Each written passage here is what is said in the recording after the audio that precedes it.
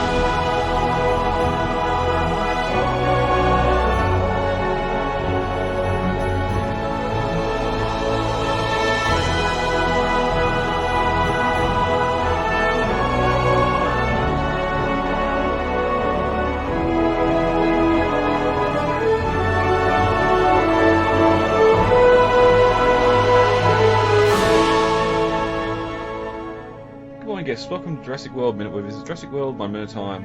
Run as fast as you can. Go! I'm Brad. I'm Dave. And on this episode we're discussing Minute 86 of Jurassic World. Before we get to that, David, head over to Jurassic-Pedia.com. We've got a new article up here by Sickle on Mitch and Tiff's Yacht, seen little bits in Season 2, played a lot heavier in the plot in Season 3, and now that we've got some news of Season 4 coming, we're probably going to get first parts of Season 4 as well. Yeah. So the yacht here it's first introduced into Season 2, but becomes a major plot point into Season 3, which, I mean, we gave our review when we discussed Season 3, and the fact that they keep going back and forth with the yacht also that whole season was kind of weird. But yeah, so this is the article about the yacht. It was actually, I always felt that Season 3 made it seem bigger than it did in Season 2, which explains how they were planning on stowing so much trophies, I guess you would call them.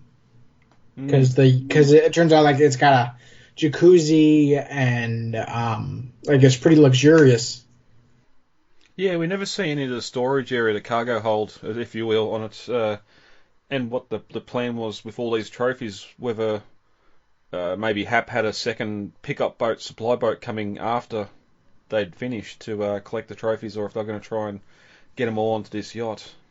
Of course, with all the issues needing refrigeration, that sort of stuff, until they're taxidermied, so it's something that was never touched on, but it does make you wonder what their actual plan was.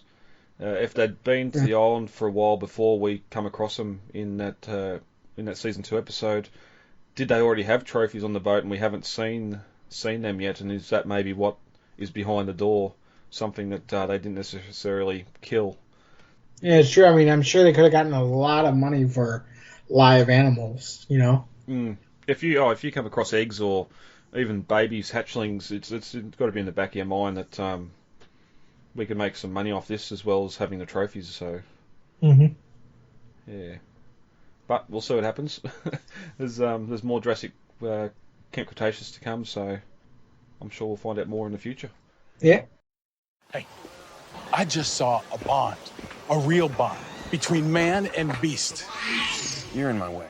How about we get into Minute 86? Sure. Alright, Minute 86 of Jurassic World opens with something big at the gates and ends with a view of Hoskins in neon green. As we entered Minute 85, Hoskins' plan to use the Raptors was becoming known to everyone, but just when Owen was telling Claire to get the kids to a safe place, we can hear that pounding at the gates behind them that gets their attention, and we cut to them running for the G-Wagon that's parked in the middle of the alleyway here, and then we cut back to those big gates as the pounding continues, and suddenly they open to reveal people. Seemingly the crowd had calmed down with... ACU and InGen security on the scene shooting down or tranquilising the Pteranodons, but all of a sudden we've got another crowd of people here emerge from behind the gates. Mm-hmm. So yeah, we see the thing that is basically hurting the people is a Pteranodon here that seems to be hovering over the crowd right in front of the gate. And I looked it up at the end of the recording of the last minute, And the only thing I could find about pteranodons or any pterosaurs really being able to hover was a blog post suggesting the possibility from David Peters. Now, if anybody knows who David Peters is, he's a bit of a kook, and I would not say an authority on pterosaurs in any way. So I'm going to say that no, pteranodon probably could not hover. Yeah, and by hover, yeah, we mean 6 feet off the ground or 9 feet off the ground here, not catching updrafts and that sort of stuff on cliffs, because we know they could do that. Yeah. But yeah, there's no thermal updraft coming up from Main Street here. It's keeping this pteranodon in the sky, which it's a shame. And it's weird. The fact it's there sort of scaring these people down this alleyway, running of the bulls style, and the fact that crowd was able to push those big wooden gates open, obviously locked for a reason. Mm-hmm. Are they wood? I always thought they were steel. Oh, I think you can see them flex when you see the shot at the top of it pounding. I think it looks... Oh yeah, I see it now. There's a looks like the lock that the lock shifts as a wood block. So yeah, those are probably painted wood. It's probably meant to be a steel gate, but yeah, production used timber, plywood and that to build it. But the crowd runs forward like a herd of bulls. Owen and the others get in the G-Wagon, and Owen starts it up. As Zach reassures Owen that he's got this, the G-Wagon launches backward, and everyone looks out the front window as the scared look on their faces, which surely you could just get in the vehicle and wait for them to all run past. It's like they're trying to show, yes, there is danger in a stampede of people running and screaming, they'll trample you and everything else, but once they get into the G-Wagon, there's no real danger at all. And this whole scene's played up as if this was supposed to be Pachycephalosaurus or something else animals running down here and not people. Just the way you reverse the vehicle down the alleyway, using the reversing camera on the G-Wagon to negotiate the corners, and then coming around another corner and backing out of the way against the walls as everyone can run past. I don't know how this doesn't feel safe. But we also mentioned the interior shots of the G-Wagon back when we seen it at the Dead of Patasaur, mentioning about internal monitors and sort of stuff you could do to it to make it more park feeling. And here, as we get a couple of shots looking at that front windscreen, you can see it as a monitor on the dashboard with the park map on it. So there is an onboard computer, at least, in some of the G-Wagons anyway. And it looks like that there's a blue kind of like blotch over the island a little bit. I'm not sure what it means, but I know that in terms of weather mapping, blue usually indicates snow, though I doubt it's snowing on a tropical island. December or no December. Well, a couple of weather maps I use here, there's the sort of the lighter bluer colours, and the deeper blue are sort of your moderate, maybe quarter of an inch, half an inch of rain. Well, then it starts getting into the oranges, greens, and reds. It means you're getting a lot more rain coming. Yeah, ours it's like light rain, or light rain would be a light green, and then the darker green is a bit heavier, and then it moves on to the oranges, reds. Yeah. And then purple is watch out, here it comes. And well, this is one of the last shots we get to before we cut to the Raptor enclosure, where we can clearly see it's been raining. So that's probably a good guess there that it is showing a weather map of the meteorological map of the island with rain coming over. Grey asks, "Can we stay with you?" And Claire responds, "I'm never leaving you as long as you live." And that's when the boys say, "No, with him." And that's Owen and Claire look at each other as Grey smiles. Definitely with him. He's the boyfriend, or the father they probably hope for, but they know he's safe to be around. He's already taken down pteranodons and saved them twice now. Yeah. Owen seems to be much more the outdoorsy type than Claire. I'm surprised, maybe because there's a lot of stuff going on already. I'm surprised they didn't throw in a grant plot for Owen, maybe that the reason him and Claire broke up was because he didn't want kids or something. Apart from the fact that he's a bit of a doofus and she's a bit stuck up with her work and that we've learned. Interestingly, I think it's Claire that gets that subplot in this movie where she learns to eventually come to associate not just the dinosaurs as living beings, but at first she blows off her two nephews, then she slowly comes through the course of the movie to become more parental towards them, I guess you'd call it. Mm. Yeah, well, she definitely starts hitting out the parental advice later on in the film as well when we get to the Raptors being out and that. But going from a stage where she didn't even know how old or how tall, she was just guessing how tall they were to Owen. So there is a bit of character growth there. Mm-hmm. But that's where we leave Main Street until later in the film. I think we've pretty much talked all we need to on the Pteranodons, all that sort of stuff. Interesting, behind the stampeding crowd, we do get that Spinosaurus skeleton there, which would imply this alleyway they're all running down and driving down is that back access to Paddock 9 that we're going to see later. Because that's where Rexy runs out from those gates straight through that skeleton later on the film.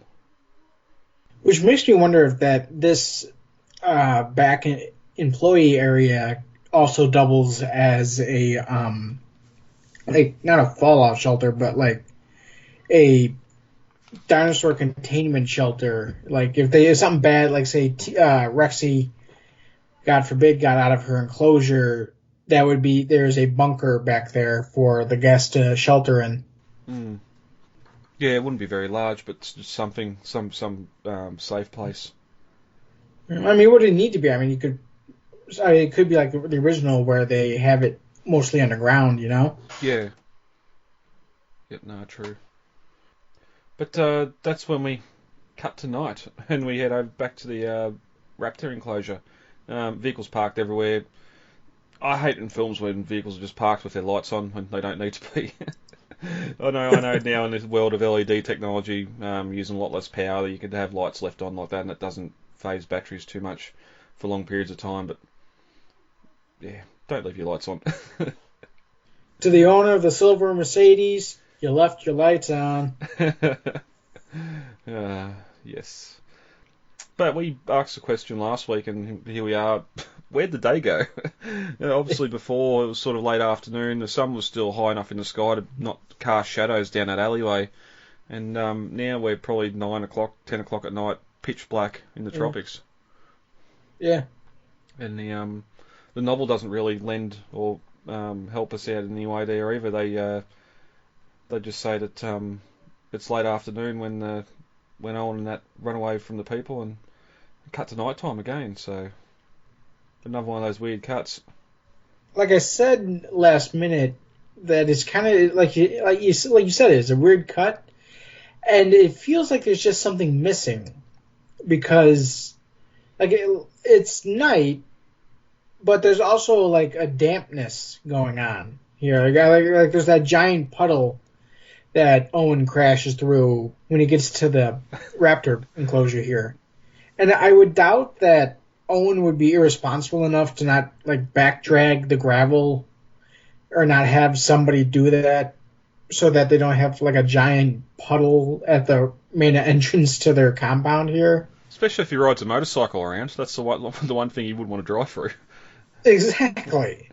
So it seems like a large rainstorm occurred in the whatever hours, like 4 or 5 hours that we're missing here. I wonder if it was something simple like someone forgot to turn the camera on when they wanted to record rain or something. Because it's not the only time we're going to see it later when we get back to Main Street again. It's obviously just rained and someone forgot to call action or something on the rain scenes. But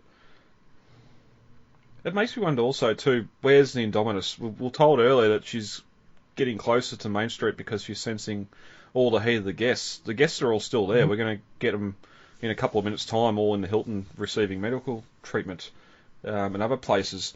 Well, last time we seen her was at the aviary. She should still be heading south towards the resort, yet once we catch up to her again with the Raptors later on in a couple of minutes' time, she's nowhere near it really. She must be up near in the northeast somewhere. Trying to think if Camp Cretaceous answers this, and I don't think it does. Because once the kids get to Main Street, they have to go through the mosasaur and then eventually hop on that monorail that ends up getting battered by the Pteranodon. So we don't see what happens when it goes from late afternoon to nighttime, because by the time the kids get back to Main Street, everybody's already taken shelter. You know? The place is deserted. When they go to the mosasaur, that's after the evacuation, isn't it? They don't come back to Main Street before the fight. I don't know, because that's season 1 now. Yeah, they come back before the fight, but they're on the monorail, like among the last waves of evacuees on the way to the South Dock. Yeah. When the fight's going on, basically. Which begs the question: how did Claire, Owen, and I guess they probably They seem to have waited as long as they possibly could, because they would have gotten on that final barge along with Roxy and Dave when they left, because they seem to have left at like crack of dawn. Like we're waiting till sunup and then we're leaving, kind of thing. Mm. You know. Plus, with how much they want to save every life on the island, you'd think they'd be the last ones to leave as well, making sure everyone's off before they get off themselves. Well, you'd hope so, with what the strife they're about to give Hoskins, or the stuff they're about to go with here, with letting the Raptors out to try and save lives. Yeah. Anyway, food for thought there on what else is happening at the same time. But it's interesting too that we last see them, Owen and crew, in the G-Wagon on Main Street, and here well after dark, and they just suddenly turn up next minute. With how long it's taken them to get out of the resort and drive north to the Raptor pen. Maybe because it was raining, they had to go a lot slower on the muddy terrain or something. They couldn't make good time. The time span just still seems excessive. In like Camp Cretaceous and even Jurassic World, to an extent, they cross huge distances on foot in like matters of minutes. Whereas it just shouldn't take the amount of time to get from Main Street to the Raptor pen that it takes. Especially because Owen already knows Hoskins' plan to use the Raptors, and going to the Raptor pen to stop Hoskins seems like his priority.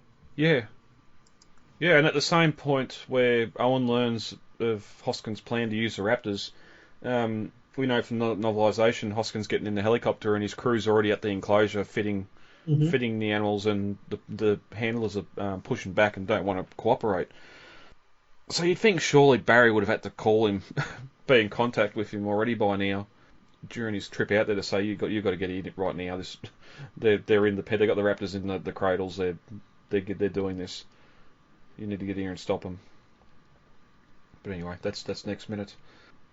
Because we get to cut to Hoskins standing in front of the Raptors as they are getting those cameras fitted to their heads. Someone pushes the Raptor scream effect on the keyboard again. These animals here all contained in their head braces and that, yet they're able to scream and all the Raptor calls. But Hoskins walks over to Delta and bends over to look at her in the eye. And as the minute ends, he taps a soldier on the arm and he turns to show Hoskins on a little portable tablet the view, that neon green night vision view from the camera that they've fitted to Delta. So yeah, they are going ahead with this plan, which we'll start getting into next minute. Anything else tonight before we go to novel comparisons? No, I think we're good. Right, as we mentioned last minute, it's a mobile veterinary vehicle that's parked in the laneway, not the G-Wagon, and it's said to be heavily fortified. So again, makes it lens that should have been, or they wanted it to be dinosaurs that were stampeding down the alleyway, not people. But 1,000 panicked tourists run down that alleyway. Pteranodon lands behind them, spreading its wings wide, scaring the guests even more. And they're now climbing over each other to get away. So again, that panic crowd that is a danger, but just weird the way they play it here. Now, see, the Pteranodon landing would have made much more sense. Like if it decided to perch itself on top of the gate, that would have made more sense than it just kind of hovering there. Yeah, and looking on my phone, when we talked about it last week, I thought it'd land on the Spinosaurus skeleton, but if it was meant to, then they've stuffed that CGI up and haven't made the depth of field look the way it's supposed to. But night had fallen, the bright lights lit up the Raptor research area. Barry watches on uneasy as the contractors attach cameras to the Raptors. So Barry's seen a lot earlier at the Raptor enclosure there, because we don't get him until next minute. But Dave, that's minute 86. Anything else on that before we get out of here for today? No, I think we're good. All right, lovely.